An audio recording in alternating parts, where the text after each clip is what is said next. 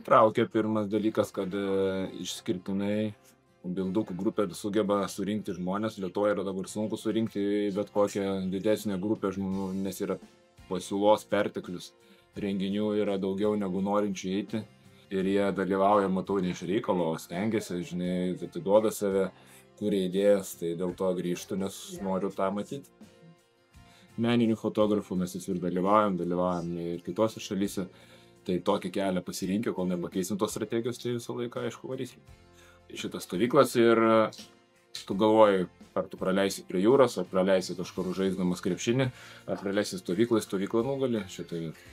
Ar šitos stovyklos skiriasi nuo kitų renginių, ką kiti rengia?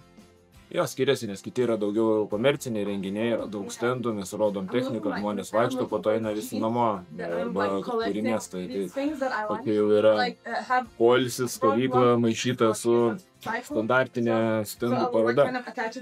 Bet dydžiu, kol kas esate didžiausi, galite užsikabinti auksinį medalį, o mes irgi prie to prisijungėme.